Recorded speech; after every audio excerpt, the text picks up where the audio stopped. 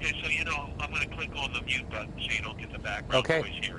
After I ask the question, Sure. just so you don't think we've lost the connection. So I want to ask you first of all for your analysis, your insights about this really bizarre exchange going on between the candidates that some people say sounds more like an argument in a bar or something. Right, right. Well, in this campaign, nothing is bizarre, even though as weird as this event was. Number one, Trump's own tweet allowed for millions of people to see the photo, as opposed to the thousands that just were going to see it in Utah. And he just can't help himself. He wants to be the spotlight, and he also considers himself a victim. And so he also, I think, subconsciously wanted to take away from Cruz's victory in Utah, when the narrative in Utah was how Cruz won and how convincingly he won. But by tweeting this out, it kind of tries to undermine Cruz's victory. And so I think that was a large part of it. I think this is just bad for Donald Trump. It reinforces the whole misogyny issue that we talk about. We recall the statement about Carly Fiorina, look at that face. We recall his problems with Megyn Kelly, and now you got this issue, and so against Heidi Cruz. So it's not good for Donald Trump. In addition, he elevates Heidi Trump as a proxy and is having a debate with him. That's, I think, a no-win situation for Trump. And so that's not very good for Trump. And so I think that's, overall, this is not a good issue for Trump. This is the type of attention that he doesn't want. He and his campaign believe any attention is good, that he's able to manipulate the attention to his advantage. But I think on this particular case, he's losing all the way. It allows Cruz to call him a bully and a coward with context. Had Cruz called him a bully and a coward, most people would have said, oh, that's just campaign rhetoric. But now he's calling him a bully and a coward on behalf of his wife, because Trump attacked his wife, and people consider that legitimate. All around, this is bad for Donald Trump.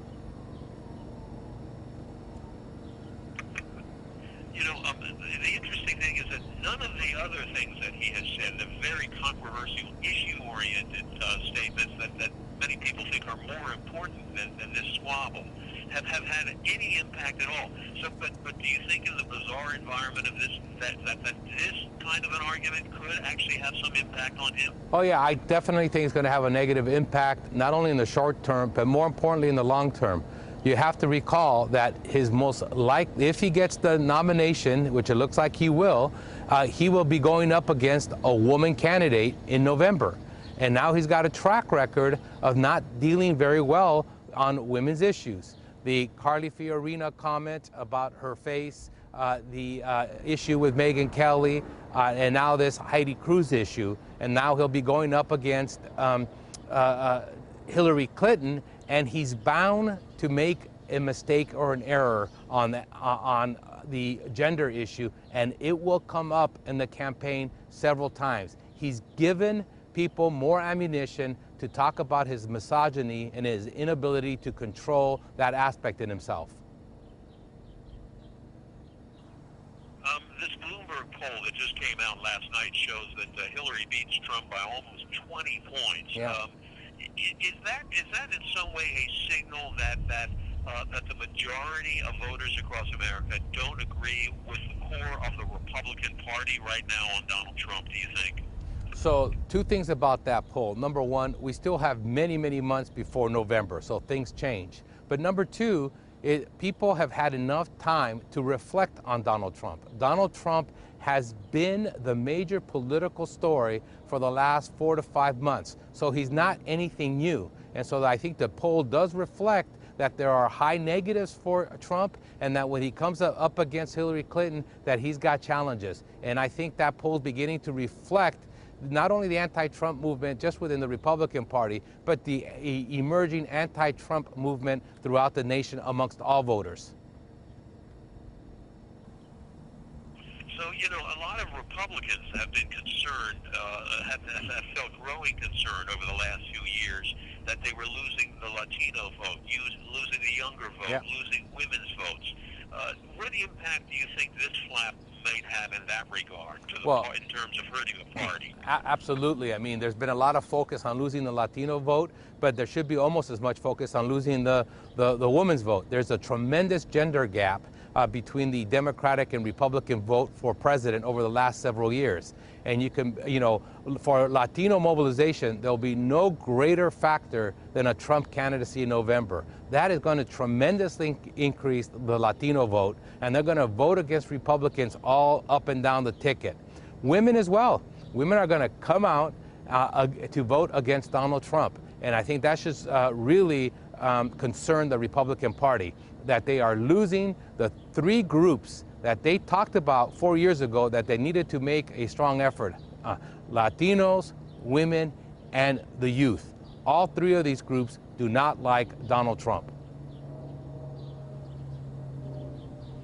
So this little flare-up, which like I say, substantively, some people think it doesn't really make a whole lot of difference. Right. It's not directly issue-oriented.